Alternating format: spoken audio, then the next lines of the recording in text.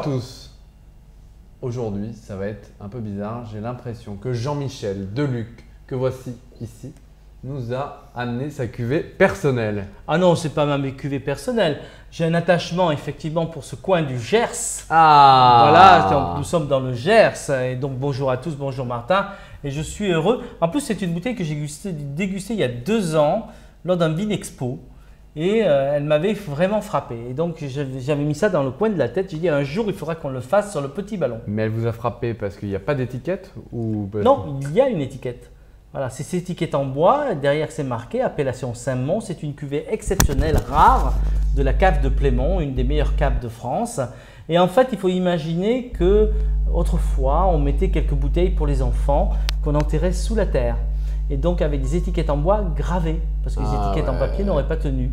Et donc voilà, c'est cette tradition qu'on a un petit peu remis au goût du jour avec cette étiquette en bois, bouteille cirée, voilà, c'est cachetée. incroyable. Voilà, donc c'est très classe. Hein, C'est très incroyable, classe. moi je crois que j'ai jamais vu de bouteille cachetée avec de la cire de ma vie. Ah ben, alors cachetée avec de la cire, j'ai souvent vu, mais avec l'étiquette en Ah bois, ouais, en bois. pour moi Ah, c'est tout une à fait. première fois aussi.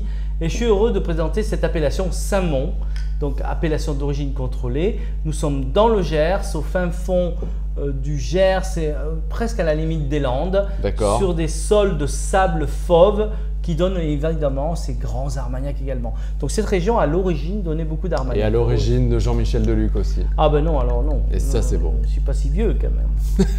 Voilà, donc nous sommes sur un des grands cépages du sud-ouest, le cépage de Madiran, d'Irouléguy, de Béarn, c'est le Tanat. Donc Tanat, ça n'a rien à voir avec tanin, mais ça a à voir plutôt avec le côté tanné, bronzé, hein, donc des raisins très noirs. On a aussi un petit peu de Cabernet Sauvignon et un autre cépage du sud-ouest qui s'appelle le Fer Servadou. Parfait, donc tout est dans l'originalité aujourd'hui. Voilà. Alors un vin noir. Comme votre polo. Voilà. On est là sur un vin de mousquetaire. On voit, ça, il y a du caractère, il y a de la couleur, il y a de la puissance, il y a de la concentration dans cette robe. On sait qu'on n'a pas là un vin de jeune fille. Tout à fait. On est au pays du rugby. On est au pays du rugby. Pas des footballeurs. Ouais, pas des footballeurs. C'est pas moi qui l'ai dit. Hein. Ça c'est vrai. Et moi qui adore le foot en plus. Ça sent très bon. Ouais. Donc un nez d'une complexité incroyable. On y trouve des notes un petit peu sauvages, un petit peu de cuir, mais également du poivre, de la réglisse, des fruits, du chocolat, fumée, tabac, etc. Donc c'est vraiment d'une très grande complexité. Cuvée exceptionnelle.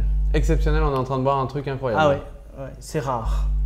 Donc là, c'est presque un privilège d'avoir quelques bouteilles de ce vin-là. Alors goûtons-le, non?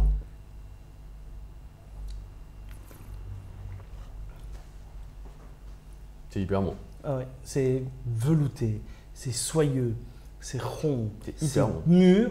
Et puis derrière, il y a le côté gascon qui ressort. Côté un petit fouet, un petit tac. Hein, donc on a un vin qui a un petit peu de tanin, qui a du poivre, qui a une finale extraordinaire. Et puis regarde, cette longueur. Bon. Ça, c'est ça qui est incroyable. Ouais, c'est un vin exceptionnel et je n'aurais certainement pas honte de le mettre à côté des plus grandes appellations françaises. Ouh là là, ça me plaît grands ça. crus. Non, ouais. Alors regoutons-le. On pourrait oser le comparer à ce qu'il y a de plus grand en France. C'est hyper bon. Hein. Ouais, c'est très très bon. Alors comment boire, comment ouvrir cette bouteille déjà? Alors c'est une bouteille cirée, c'est une cire un petit peu plastifiée, donc avec un couteau qui coupe bien, on arrive à découper sans aucun problème.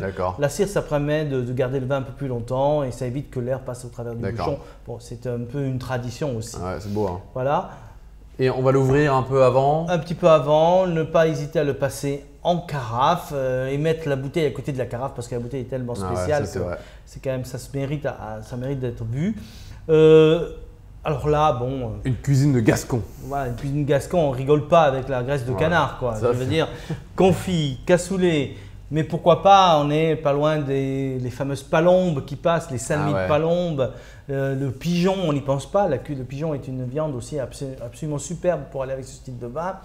Tout ce qui est bœuf, viande rouge, etc. Donc, du caractère dans la cuisine, comme il y a du caractère dans le vin. Ouais, bah c'est trop bien. J'adore voir ce genre de bouteille. Exceptionnel. Hein. Le fait, ça c'était vraiment… Merci à la cave de Plémont qui nous fait des vins absolument sublimes. Et là, merci Plémont. Une exclusivité pratiquement. Trop bien. Jean-Michel, c'était une dégustation incroyable, comme d'habitude, je dirais. Merci beaucoup pour cette belle découverte et bonne dégustation à vous tous. Bonne dégustation et puis surtout, vive le Gers. Ça c'est vrai.